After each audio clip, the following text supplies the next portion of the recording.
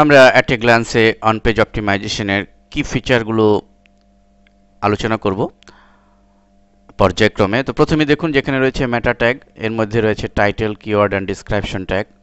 মেটা tag কীভাবে define করতে হয় এবং মেটা ট্যাগের যে বিষয়বস্তুগুলো রয়েছে টাইটেল, কিওয়ার্ড, ডিসক্রিপশন কীভাবে ডিফাইন করতে হয় বিভিন্ন স্টেমেল সাইটে, জুমলা সাইটে বা ওয়ার্ডপ্রেস সাইটে বা ব্লগারে, সেগুলি বিস্তারিত আমরা পর্যায়ক্রমে আলোচনা করেছি।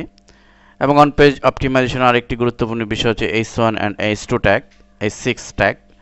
তো এবং কিভাবে ডিফাইন করতে হয় সে বিষয়ে আলোচনা করেছি। ইমেজ অল্টার ট্যাগ এটিও গুরুত্বপূর্ণ একটি বিষয় অন পেজ অপটিমাইজেশনের জন্য। আরেকটি বিষয় পারমালিঙ্ক ফর ইউআরএল স্ট্রাকচার, আপনার ওয়েবসাইটের স্ট্রাকচার কেমন হবে সেই বিষয়েও আমরা আলোচনা করেছি। নেম অফ পেজ ফাইলের একটি নির্দিষ্ট নাম ডিফাইন করা, সেটি অন পেজ অপটিমাইজেশনের একটি বিষয়। কিওয়ার্ড বেস বা এসইও ফ্রেন্ডলি কন্টেন্টস, আপনি যে কন্টেন্টস বা আর্টিকেল রাইটিং করবেন বা তৈরি করবেন সেটি কিওয়ার্ড এবং এসইও ফ্রেন্ডলি হওয়া বাঞ্ছনীয়, এবং এটিও অন পেজ অপটিমাইজেশনের একটি গুরুত্বপূর্ণ ফ্যাক্টর।